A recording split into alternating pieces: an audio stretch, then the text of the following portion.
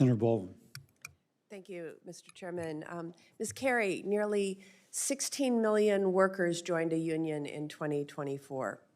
During the 2024 fiscal year, the NLRB received nearly 25,000 cases nationwide, the highest number in 15 years. But over the last 15 years, staffing levels at the NLRB have been drastically reduced. The NLRB has lost nearly 40% of its field enforcement staff. Unfair labor practice case processing times have exploded from a median of 105 days to now more than 450 days. And these cases are mostly brought forth by workers whose rights may have been violated. As of this week, over 100 new cases have been filed by people from my state, Wisconsin, this year. Additionally, the NLRB is the sole agency that can conduct and certify union elections. Unless an employer voluntarily recognizes a union, this is the only way to form one. And the right of workers to organize depends on NLRB's ability to function.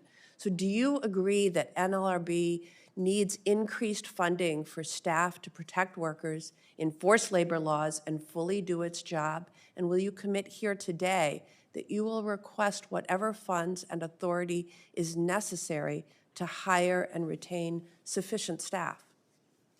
Thank you for the question.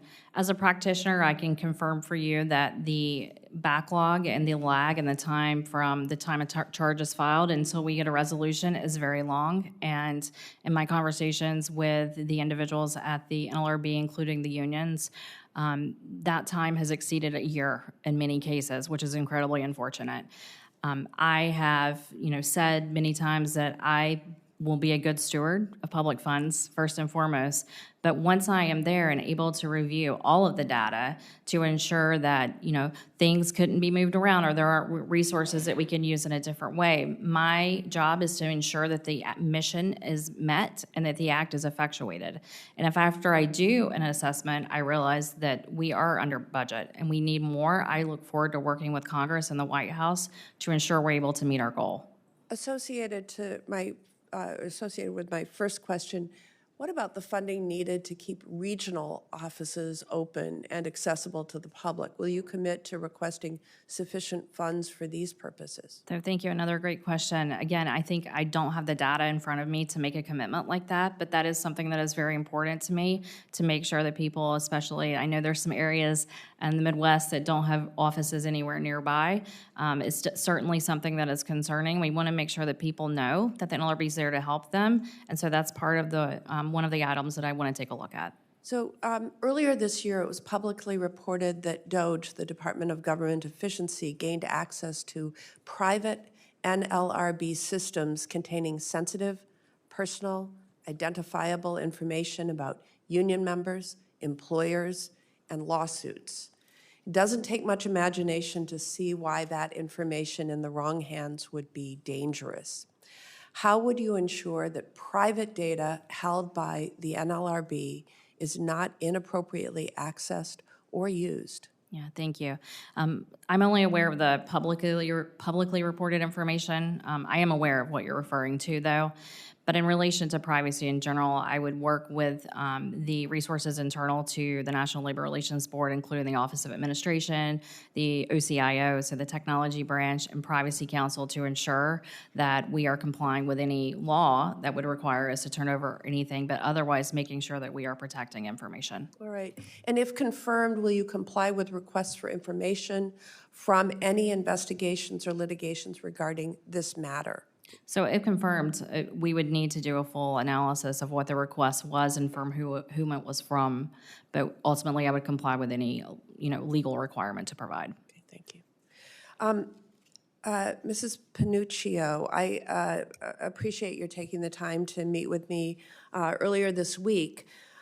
When Congress created the EEOC, we designed the agency to be independent from the executive branch. However, in our meeting, you indicated that you believe that the EEOC is not an independent agency and is instead controlled squarely by the president. And I want to understand how far you think that power extends. If the president directs the agency to no longer pursue any claims of sex-based discrimination on behalf of women, would the agency have to stop all such investigations and bring no future cases? Senator, thank you for your question. I enjoyed our conversation too.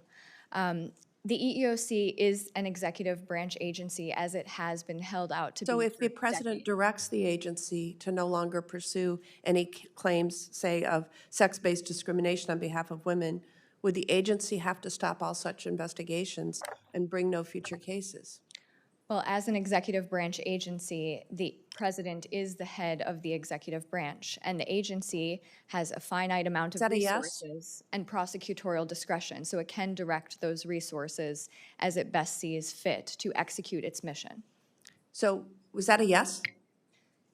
The EEOC, as an executive branch agency, does respond to the president All as right. the head of the executive branch. Okay. I would ask, by the way, unanimous consent to enter into the record a letter opposing Ms. Panuccio's nomination signed by 45 civil rights and worker rights organizations. Without objection. Thank you. Thank you. Although